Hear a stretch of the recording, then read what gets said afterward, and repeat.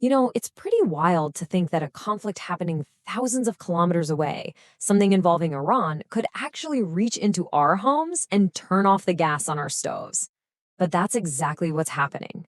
So let's get into it and figure out how these pieces are all connected. I know, it sounds a little bit out there, but it's the reality we're facing. This war has kicked off a crisis that is hitting kitchens, restaurants, you name it, all across India. We're going to connect all the dots for you right here. All right, first things first, let's look at what's actually happening on the ground. Because this isn't some far off problem anymore. This is a crisis that has exploded across the country, and it's all happened in just 1 week. I mean, look at how fast this has escalated. In Mumbai, 20% of hotels are already closed. 20%. And in Chennai, we're talking about 10,000 restaurants staring at a shutdown. In Bangalore, commercial LPG supply has just stopped completely.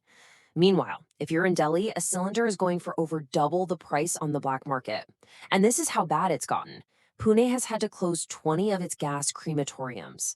And in places like Bihar and UP, you've got people lining up all night long just hoping to get a single refill. And behind all these numbers, of course, is the human cost. You've got daily wage workers who, well, they just can't afford black market prices. It's not an option. And they're left asking this one really devastating question: how are we supposed to feed our kids? And just to give you an idea of how serious this is, the government has actually invoked the Essential Commodities Act. Now, this is a big deal. This is a law they usually only pull out for things like war or a massive national emergency. So when they apply it to petrol, diesel, and LPG, yeah, that's the government basically saying we have a full-blown crisis on our hands. Okay, so how on earth did we get here, right? Well, believe it or not, all this chaos, all these problems, they can all be traced back to one single, incredibly important choke point: a tiny stretch of water thousands of miles from India. We're talking about the Strait of Hormuz. Think of it as the world's most important energy highway. It's this narrow channel that connects the Persian Gulf with all its oil and gas to the rest of the world. And the problem? Iran has just blocked it, shut it down. And when we say narrow, we mean narrow. At its skinniest point, it's just 21 miles across. That's it. It's a tiny, tiny bottleneck for a massive amount of traffic. But here's the kicker. Through that tiny 21-mile bottleneck flows a staggering 20% of the entire world's daily oil supply, every single day. We're talking 21 million barrels of oil from places like Saudi Arabia, the UAE, Qatar. All of it has to squeeze through this one little strait. And here's where it hits home for India.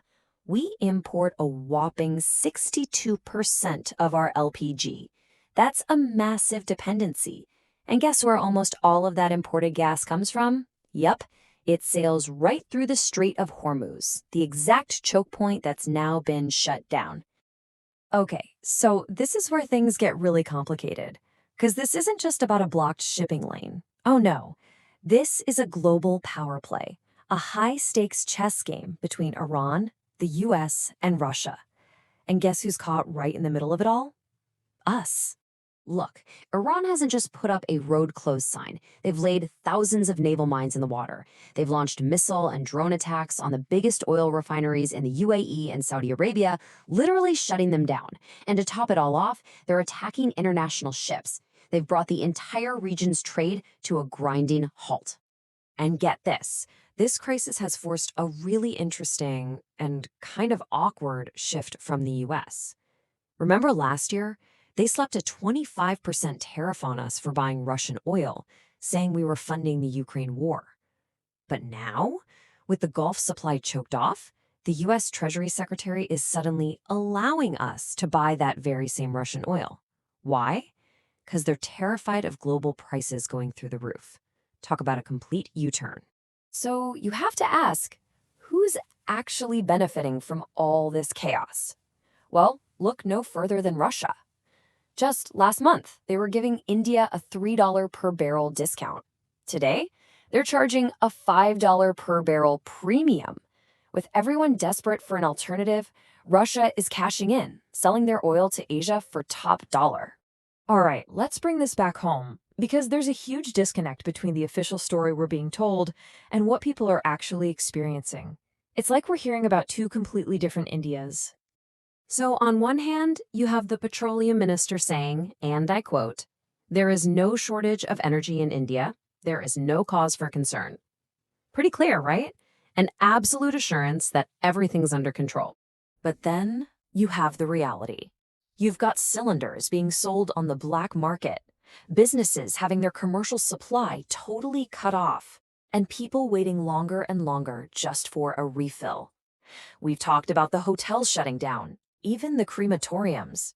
The official statement and what people are living through, they are just worlds apart. And here's the thing, it really seems like the government knew this was coming. I mean, on March 5th, the Petroleum Ministry itself told Pune to close its gas cremations because they were expecting shortages. The very next day, Hindustan Petroleum was telling its commercial customers to find other fuel arrangements. But the big public action, the Essential Commodities Act, that didn't happen until March 10th, and only after people started making a lot of noise about it. So all of this brings us to what might be the most important point of all, because this whole LPG crisis, it isn't actually the real problem. It's just a symptom of a much, much deeper issue. And that issue is this. The shortage of cooking gas is the symptom. The real disease is India's energy dependency.